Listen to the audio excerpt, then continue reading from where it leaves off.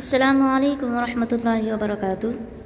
عزیز طلباء و طالبات، یہ ہمارا اردو کا پیریڈ ہے اور آج ہم پڑھیں گے جس نظم کا نام ہے وہ ہے انقلاب۔ اچھا، یہ نظم نہیں ہے، یہ ہے قطعہ۔ قطعہ بھی رباعی کی طرح ہی ہوتا ہے مگر اس میں کچھ چینجز ہوتے ہیں جو میں آپ کو انشاءاللہ گرامر میں بتاؤں گی۔ تو اس کے شاعر ہیں وحی الدین سلیم۔ تو چلیے شاعر کے بارے میں پہلے ہم دیکھ لیتے ہیں۔ وحی الدین سلیم ماہر لسانیات، زبان پر بہت اچھی طرح عبور حاصل تھا ان کو، صحافی تھے، ترجمہ وغیرہ بھی کیا کرتے تھے، کامیاب مصنف تھے، رائٹر کامیاب تھے اور ایک اچھے شاعر تھے۔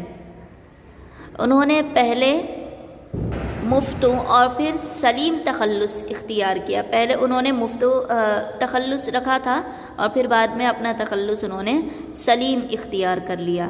پانی پت میں ابتدائی تعلیم حاصل کی اور پھر کم عمری میں ہی والد کا انتقال ہو گیا تھا۔ بہت چھوٹے تھے تبھی ان کے والد کا انتقال ہو گیا تھا۔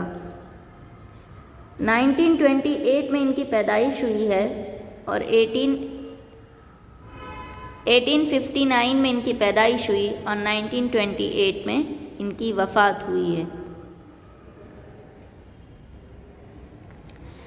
1882 میں مڈل اسکول کا امتحان پاس کیا، اس کے بعد لاہور کے اورینٹل کالج میں تعلیم جاری رکھی۔ طالب علمی کا زمانہ غربت میں بسر ہوا، بہت غریب تھے، طالب علمی کے زمانہ ان کا غریبی میں ہی گزرا۔ ایک دوست کی وساطت سے ایبرٹن کالج بھاولپور میں السنہ مشرقیہ کے استاد کی جگہ پر ان کا تقرر ہوا۔ ایک دوست کی ریکویسٹ کی وجہ سے ایک استاد کی جگہ پر استاد کو ہٹا کر ان کا تقرر ہو گیا تھا۔ حالی نے 1894 میں انہیں علی گڑھ بلوایا اور سر سید سے ملاقات کروائی۔ حالی جو تھے انہوں نے ان کو علی گڑھ بلوایا اور سر سید احمد خان سے ان کی ملاقات کروائی۔ 1907 میں علی گڑھ انسٹیٹیوٹ گنزڈ کی ادارت کے لیے انہیں مدعو کیا گیا، انہیں دعوت دی گئی ایک انسٹیٹیوٹ میں شامل ہونے کے لیے۔ قیام علی گڑھ میں وحی الدین سلیم نے انجمن مترجمین کے قائم کی جس کا انگریزی کتابوں کو اردو میں منتقل کرنا تھا۔ قیام علی گڑھ میں جب تھے تو انہوں نے ایک کتاب لکھی تھی جس کا ان کو انگریزی کی تھی، ان کو اردو میں ٹرانسلیٹ کرنا تھا، اردو میں ان کو ترجمہ کرنا تھا۔ جب حیدرآباد میں جامعہ عثمانیہ قائم کی گئی تو نصاب کی کتابوں کو طالب علموں کے لیے اردو میں ترجمہ کرنے کی ضرورت پیش آئی۔ جب حیدرآباد میں جامعہ عثمانیہ یونیورسٹی قائم کی گئی تو جو سلیبس تھا اس کی کتابوں کو اردو میں ٹرانسلیٹ کرنا تھا، ترجمہ کرنا تھا، تو انہوں نے کیا۔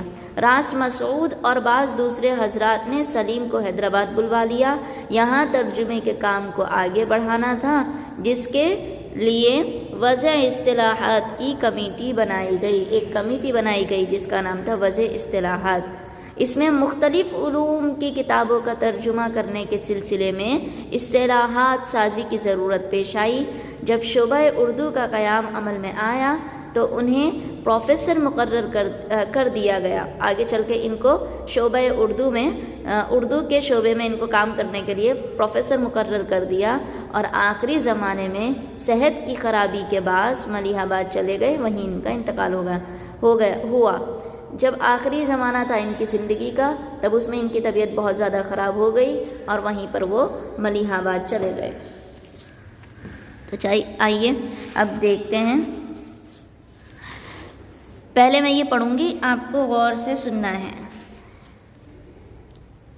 کیا لے گا خاک مرتہ افتادہ بن کے طوفان بن کے ہے تیری فطرت میں انقلاب، کیا لے گا خاک مردہ افتادہ بن کے تو، طوفان بن کے ہے تیری فطرت میں انقلاب۔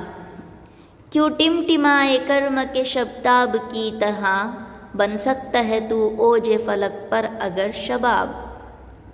کیوں ٹمٹمائے کرم کے شبتاب کی طرح، بن سکتا ہے تو اوج فلک پر اگر شہاب۔ وہ خاک ہو کہ جس سے ملے ریزہائے زر، وہ سنگ بن کے جس سے نکلتے ہیں لعل ناب۔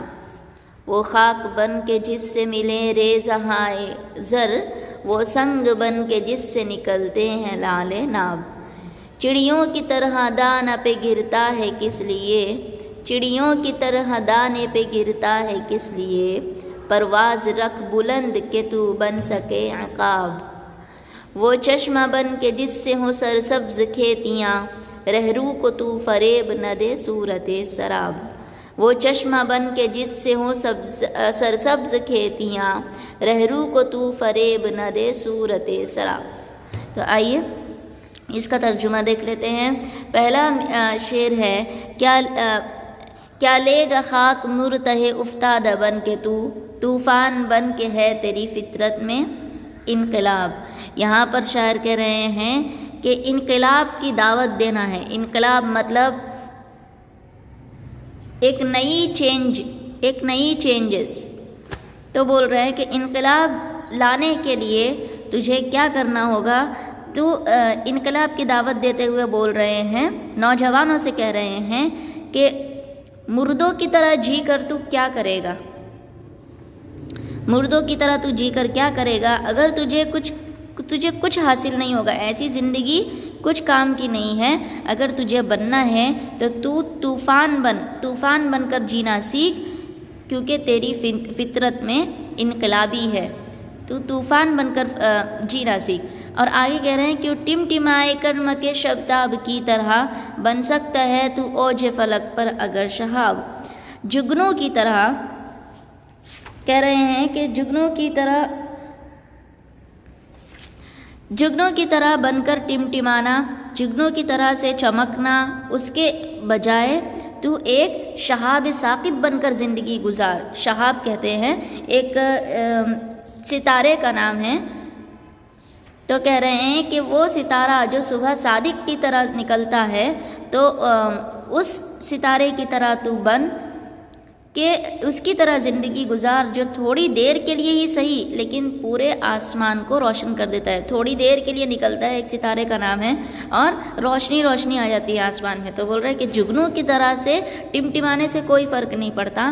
اگر تجھے انقلاب لانا ہے تو ایک انقلاب بن، تو ایک شہاب ثاقب بن، جو چاہے تھوڑی ہی دیر کے لیے روشنی دیتا ہے، لیکن اس سے کسی کو فائدہ ہوتا ہے۔ وہ خاک ہو کہ جس سے ملے ریزہائے زر، وہ سنگ بن کے جس سے نکلتے ہیں لعل ناب۔ آگے کہہ رہے ہیں کہ اگر خاک بھی بن تو ایسی خاک بن، اگر تجھے مٹی بھی بننا ہے تو ایسی مٹی بن جس سے سونا اگلے، جس سے سونا نکلے۔ خالی مٹی کسی کام کی نہیں ہے۔ اور اگر پتھر ہی بننا ہے تجھے تو ایسا پتھر بن، سنگ خارا نہ بن۔ تو ایک فالتو کا پتھر مت بن، ایک ایسا پتھر بن جس سے ہیرے جواہرات نکلے، اس سے لعل ناب نکلے۔ تو جو بھی تجھے بننا ہے تو ایسا بن جس سے تیری ذات سے دوسروں کو فائدہ ہو۔ چڑیوں کی طرح دانے پہ گرتا ہے کس لیے، پرواز رکھ بلند کہ تو بن سکے عقاب۔ بول رہے ہیں یہاں پر حوصلہ افزائی کر رہے ہیں وہ نوجوان کی، کہتے ہیں کہ چڑیوں کی طرح مت بن، جن کے سامنے دانہ ڈال دیا جاتا ہے اور وہ آ کے کھا لیتے ہیں، بلکہ تو ایک عقاب بن۔ عقاب کہتے ہیں چیل ہے، جو عقاب کہتے ہیں ایک چیل کو کہتے ہیں جو دور سے اڑتا ہوا آتا ہے، اس کی نظر بہت زیادہ تیز ہوتی ہے اور وہ اپنا شکار خود کرتا ہے۔ تو بول رہے ہیں کہ تجھے اگر بننا ہے تو عقاب بن، اور اس کی طرح تو شکار کر، جھپٹ کر، اور اپنی روزی اپنی قوت سے، اپنی طاقت سے حاصل کر، بلکہ ایسے بیچاروں کی طرح کوئی تجھ پر احسان کر دے ویسا تجھے نہیں بننا ہے۔ وہ چشمہ بن کے جس سے ہوں سرسبز کھیتیاں، رہرو کو تو فریب نہ دے صورت سراب۔ یہاں پر کہہ رہے ہیں کہ تیری زندگی ایسی زندگی ہو جس سے دوسروں کو فائدہ حاصل ہو۔ بول رہے ہیں کہ جس سے دوسروں کو فائدہ حاصل ہو، ایسا چشمہ بن جس سے دوسرے فیض حاصل کر سکے، فائدہ حاصل کر سکے۔ ایسا نہ بن کہ جب ایک ریگستان میں ایسا چشمہ نہ بن کہ جس کو لوگ دور سے دیکھ کر خوش ہو جائیں، ریگستان میں چلتے ہوئے اور خوش ہو کر آئیں کہ ہاں چلو پانی پیتے ہیں، وہاں پر چشمہ ہے، اور جب قریب آئیں تو ان کو اداسی ہو کیونکہ وہاں پر کوئی بھی چشمہ نہیں ہوتا۔ تو بول رہے ہیں کہ ایسا چشمہ بن کہ جس سے تیری ذات سے دوسروں کو فائدہ ہو، ایسا نہ بن کہ جس سے کوئی بھی فائدہ نہ ہو۔